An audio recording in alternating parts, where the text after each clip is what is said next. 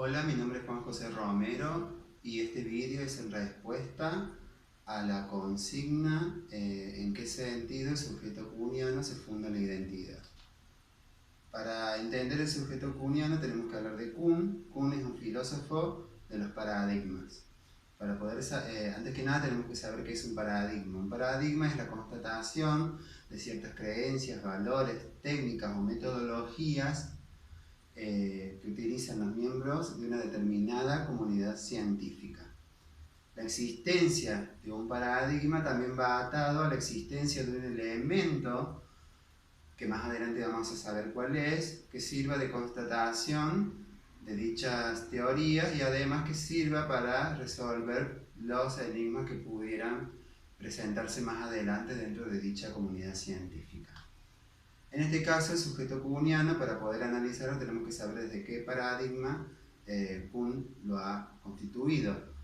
En ese sentido, tenemos que decir que Kuhn se basa en el paradigma de las ciencias naturales. ¿Y cuál es el paradigma de las ciencias naturales? Básicamente, es el paradigma que ha creado Kant en el momento en el que fundó, digamos, la epistemología, y junto con la epistemología dio origen al sujeto trascendental. Entonces, para entender a Kuhn, primero vamos a hacer un breve repaso de lo que sería el sujeto trascendental de Kant, para posteriormente ver cuáles son las diferencias que hay entre uno y otro y cómo se funda la identidad en el sujeto kuhniano. Kant en el siglo XVIII se hace una serie de interrogantes acerca de por qué las ciencias físico-matemáticas, digamos, tienen un avance tan significativo mientras que la metafísica se ha estancado. Entonces él lleva a juicio a la razón. ¿En qué sentido lo lleva a juicio? Busca cuáles son las condiciones de posibilidad que hacen posible el conocimiento, y él, digamos, llega a la conclusión de que el sujeto trascendental es la condición de posibilidad que hace posible a la ciencia, en realidad, no al conocimiento, a la ciencia, para ser más explícito. Este sujeto trascendental es un sujeto universal, pues todos los seres humanos funcionan igual. Es un sujeto a priori, porque dentro de sus estructuras tiene ciertos elementos que son innatos en el sujeto y que no requieren de una experiencia. Y es finito. ¿Por qué es finito? Porque básicamente el sujeto kantiano lo que necesita es recibir algo para poder funcionar, entender, pensar. De lo contrario, si no recibe nada, la razón, digamos, del sujeto trascendental no funciona, y por lo tanto, ese es su límite. La finitud del sujeto trascendental, digamos, está dada justamente por su propia receptividad. Necesita recibir algo. En la crítica de la razón pura, que analizó Colomer en su texto, establece la estructura, digamos, del sujeto trascendental. Esta estructura, digamos, es la que da origen a una serie de juicios que vamos a establecer más adelante. La crítica de la razón pura de Kant se divide en tres. Cada parte de la obra, estas tres partes de la obra, digamos, posee una facultad. Además de esa facultad tiene una parte receptiva y una parte activa. Vemos además cuáles son las síntesis de cada facultad y finalmente qué ciencia es la que hace posible. En Kant, en la estética trascendental, la facultad sería la sensibilidad, cuya propósito, digamos, es intuir, o es la función, intuir. Y tiene una parte receptiva. ¿Cuál es la parte receptiva? Los datos de los sentidos, que provienen, digamos, del mundo exterior del sujeto. Los datos de los sentidos, estamos hablando de los datos que ingresan al sujeto a través de los sentidos, gusto, tacto, olfato y sobre todo la vista. Estos datos se funden junto con las formas a priori de espacio y de tiempo que ya están en el sujeto y que son innatas. ¿Qué quiere decir a priori? Quiere decir que son independientes de toda experiencia, ya están en el sujeto antes de cualquier experiencia. De hecho, si no existiera el sujeto o el individuo, no habría ni formas de espacio ni de tiempo. Entonces se produce una síntesis entre los datos de los sentidos y las formas de espacio y tiempo y se genera un fenómeno. A partir de esto, Kant va a determinar que la matemática es posible como ciencia lógica por las formas de espacio y tiempo que constituyen al propio sujeto en su estructura. Además de esto, tenemos la segunda parte de la obra de Kant, en donde la facultad es el entendimiento. El entendimiento, su función es pensar. Pensar para Kant equivale a juzgar.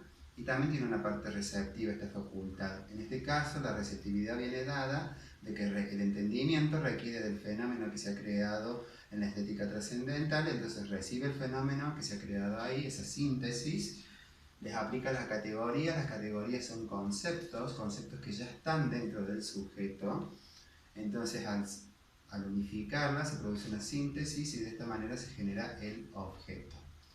A partir de esto, Kant determina de que la física es posible como conocimiento justamente por esta estructura del sujeto trascendental, de las categorías, de la intuición, de las formas de espacio y tiempo también, y del entendimiento. La tercera obra, digamos, la tercera parte de la obra de Kant es lo que sería la dialéctica trascendental. En este caso, la facultad de la razón, su función es razonar, también tiene una parte receptiva. Lo que recibe en este caso es el objeto, que ha sido la síntesis de la analítica trascendental. A eso lo sumerge en centros ulteriores propios del sujeto y llega a la conclusión. Los centros ulteriores básicamente son ideas dentro del sujeto, también son conceptos, pero a diferencia de los conceptos no se pueden aplicar a los fenómenos. Entonces, teniendo en cuenta esto, Kant llega a la conclusión y en realidad se pregunta, ¿es posible la metafísica como ciencia? Y él llega a la conclusión de que no. Sencillamente porque no tienen base fenoménica, es decir, no hay fenómeno que nos indique o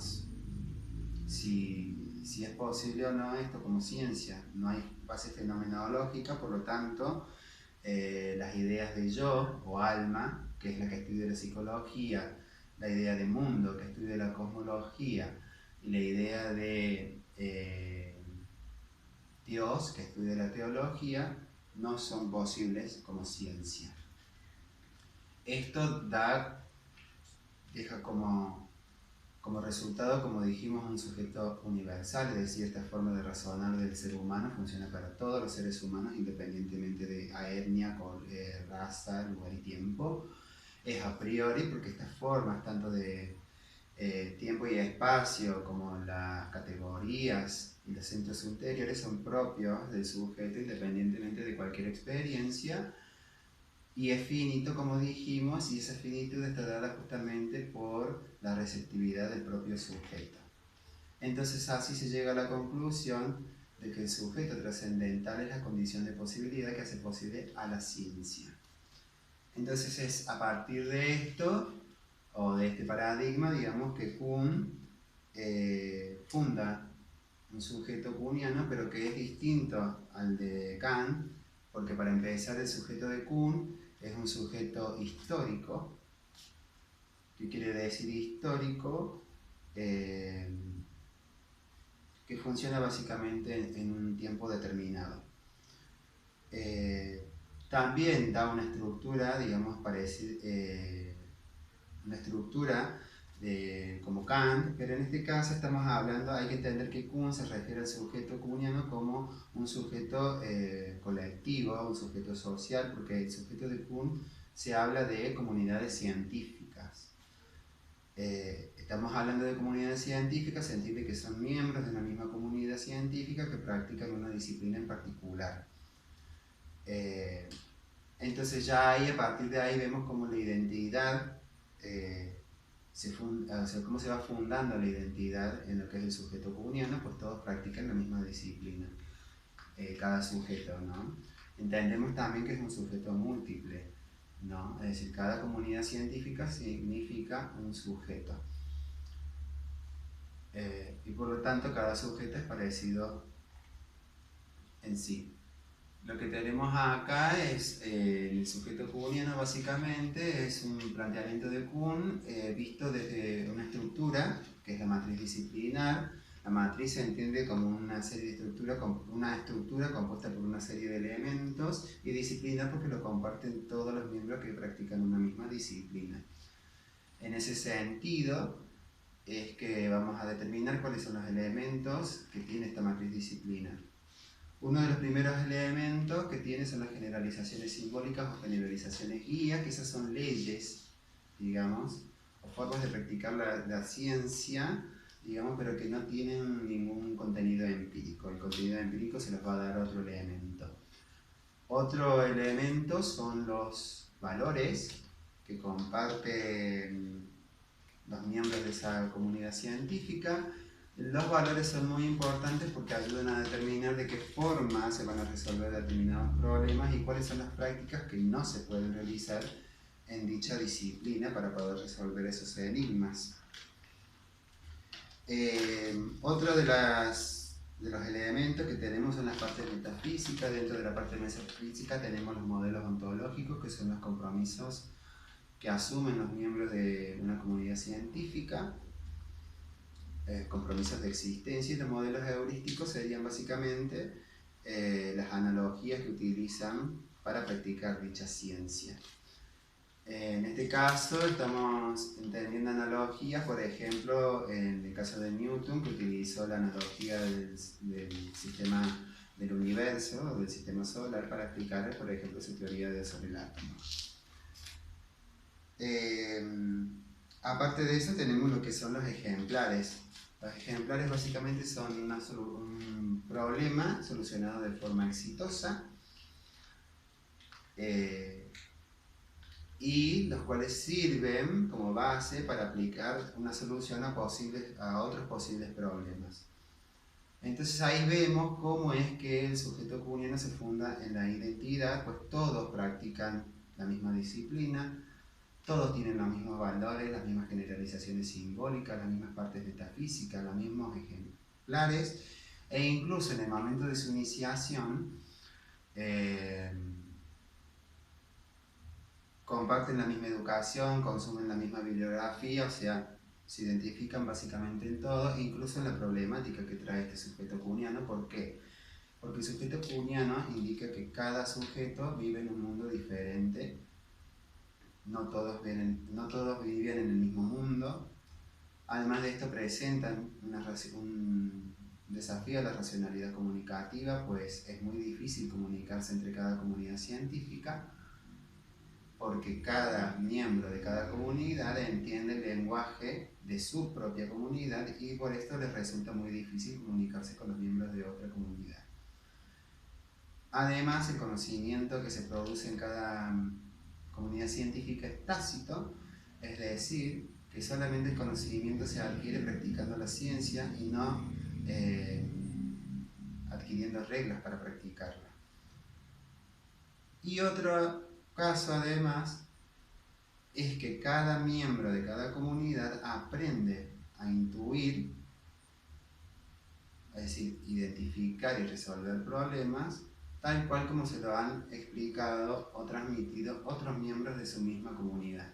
Entonces es por eso, digamos, que el sujeto kuhniano, que es un sujeto histórico, es a priori, pero que no es universal, porque estamos hablando de un sujeto múltiple. Es como que se funda en la identidad, pues cada comunidad científica practica su disciplina, digamos, según sus criterios particulares. Y es esto lo que le da el fundamento de identidad al sujeto kuhniano. Bueno, muchas gracias. Espero que esto haya quedado claro.